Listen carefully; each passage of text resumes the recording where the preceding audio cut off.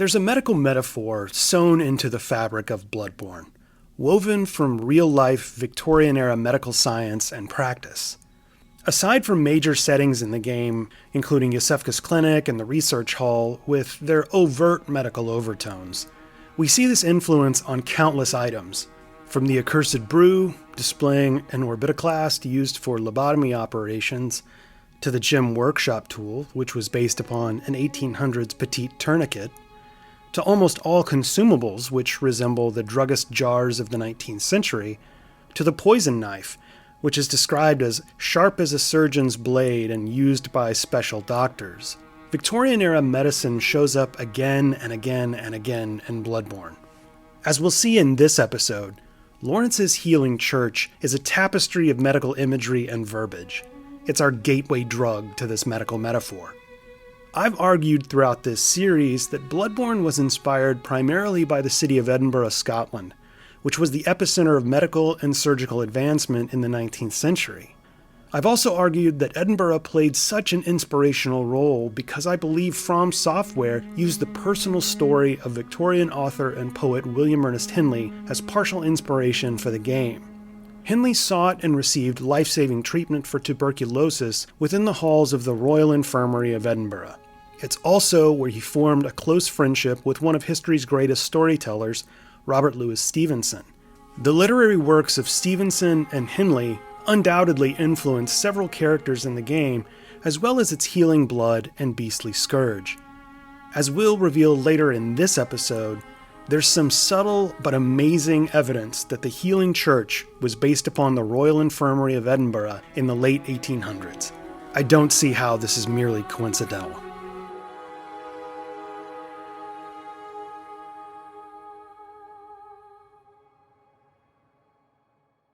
Before we start shoveling deep into the lore of the Healing Church, it's helpful to look at some of the surface-level elements to truly see how From Software made a concerted effort to imbue Victorian medicine into the game Bloodborne. In previous videos of this series, I pointed out just a few of the ways that From Software and game director Hidetaka Miyazaki used hunters as a metaphorical representation of Victorian surgeons and anatomists. Within the Healing Church, these examples are much more obvious. As we learn fairly quickly into Bloodborne, the Healing Church is explicitly described as a medical institution. Aside from the healing blood and its curative reputation, we learn that the church is staffed by black church hunters who are called elementary doctors, and white church hunters who are simply called doctors. Importantly, the black and white church hunters wear surgical gloves.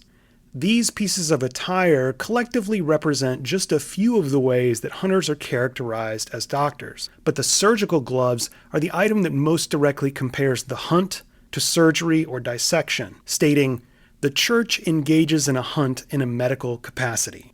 The gloves also appear to allude to the hunter's visceral attack, comparing it to surgery, reaching into the host's bosom as if to remove a cancer. From Software didn't just accidentally come up with these comparisons. They did this deliberately and with an intent to tell a certain story. The white church hunters are described as superiors to the black church hunters, as if they're more sophisticated or advanced. This is a direct parallel to the evolution of medical practice and medical attire in the 1800s. In his 2007 article in the American Medical Association Journal of Ethics, NYU professor of surgery Dr. Mark Hochberg explained why black was the clothing color of choice for doctors well into the Victorian period. Physicians dressed themselves in black until the late 19th century.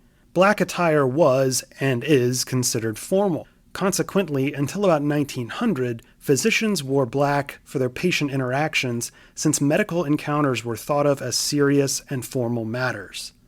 We see this phenomenon depicted in artwork of the 1600s to the 1800s, from Rembrandt's Anatomy Lesson of Dr. Nicholas Stolp to Thomas Eakins' The Gross Clinic.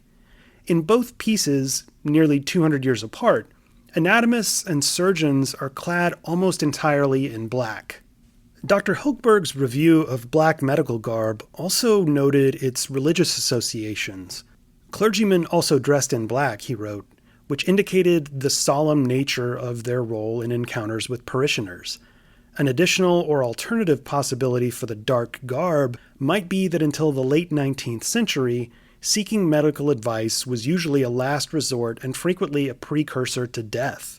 Until the last third of the 1800s, an encounter with a physician rarely benefited the patient.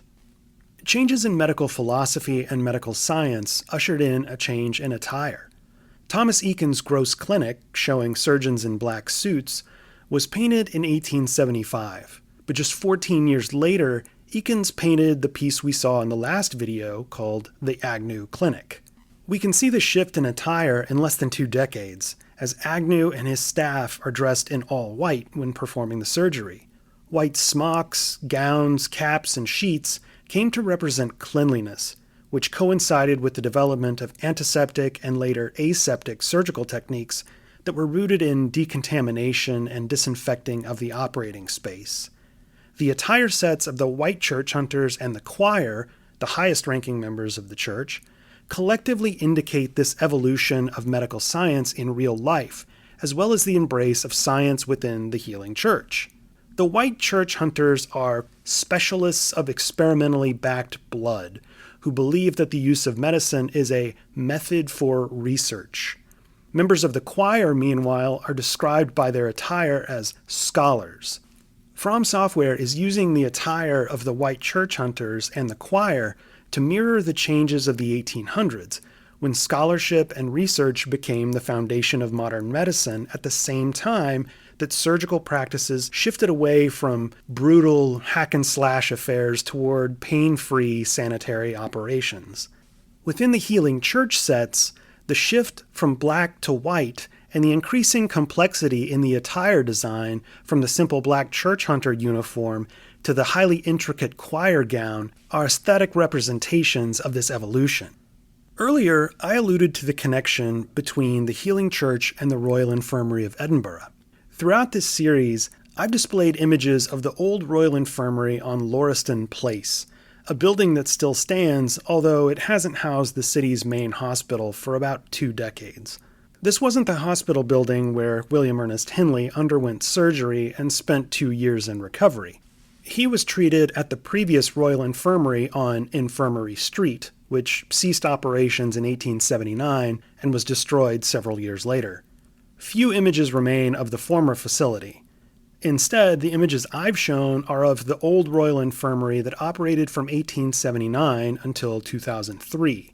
Nevertheless, the Royal Infirmary throughout the 1800s was perhaps the world's leading surgical hospital, and was literally on the cutting edge when it came to surgical innovation and the adoption of modern anesthesia and sanitation methods that dramatically improved the survival rate of patients.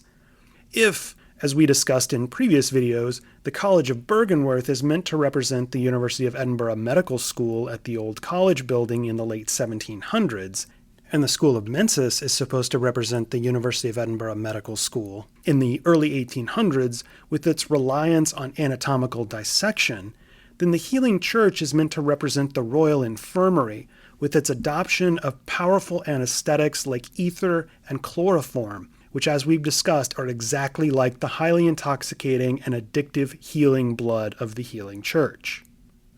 There are several very clever design choices that From Software made to help us see this connection between the Royal Infirmary and the Healing Church.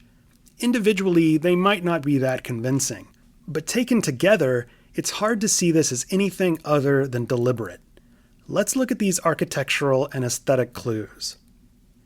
When we ascend the great staircase in Cathedral Ward, we come to the massive double doors of the Grand Cathedral. Aside from the ornamentation on the doors, one of the more unique elements of this doorway is its shape. It's not rectangular, nor is it an arch. It contains these distinctive angular insets on the corners of the doorframe and the doors themselves. We see this same motif on the doors of the Royal Infirmary of Edinburgh, shown here in 1999. The motif isn't just isolated to the main entrance, though. We see it in this archway in the lobby of the old Royal Infirmary, this time with virtually identical dimensions as those of the doors to the Grand Cathedral. We see it in a side hallway connected to the lobby. The architect of the old Royal Infirmary, David Bryce, ensured that this pattern was incorporated throughout the facility. In Bloodborne, when we enter the Grand Cathedral, we can see that the sides of the entryway are lined with stone plaques engraved with illegible text. We can speculate that these might display some sort of holy scripture or teachings of Lawrence, but we don't receive any evidence to indicate what this text might be. Within the lobby of the old Royal Infirmary, the walls are lined with plaques containing the names of donors to the hospital. Might be nothing, might be something, but let's continue. The Grand Cathedral is just one facility in the larger complex of buildings belonging to the Healing Church. We have to ascend Eden Chapel to access Upper Cathedral Ward. Here, we find two more interesting pieces of evidence linking the church to the old Royal Infirmary. The first is the orphanage. Surrounding the orphanage are celestial larvae.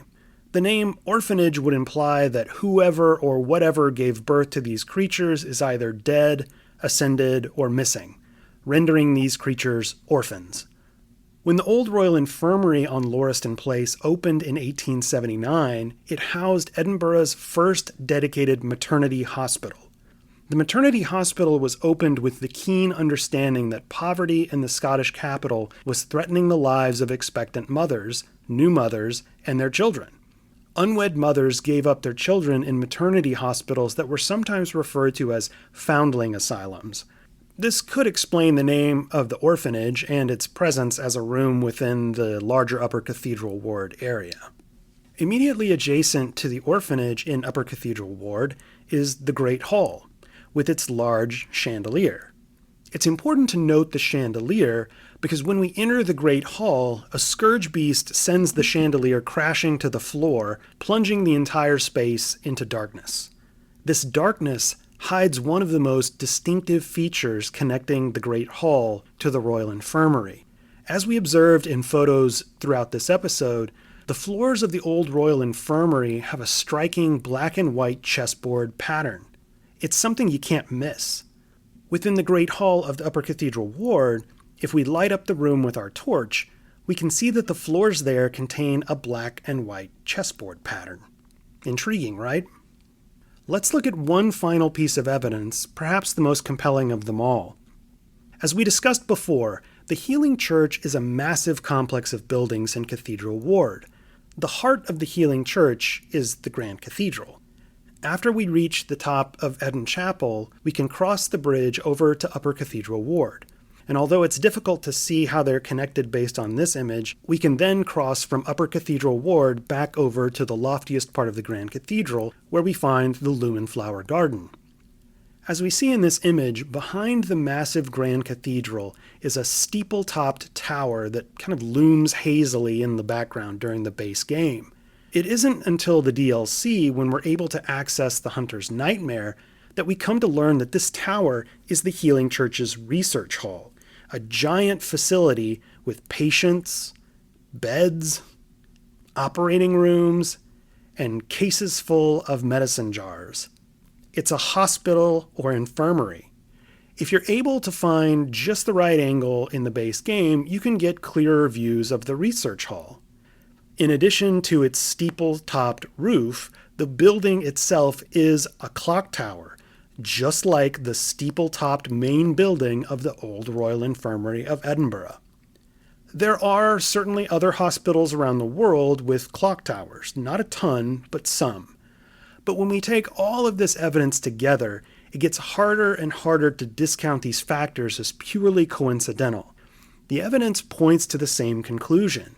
The Healing Church was based on the old Royal Infirmary of Edinburgh in the latter half of the 19th century. I had planned to include a section in this episode explaining the real-life inspirations for Lawrence and Ludwig, but in the process I realized it'd make this episode too long for one sitting. With that in mind, in the next episode, we'll see how two of the Healing Church's towering figures were based upon two physicians of the Victorian era, one known for his work with anesthetics, the other renowned for his surgical innovations. It's fascinating to see how From Software turned these men into monsters.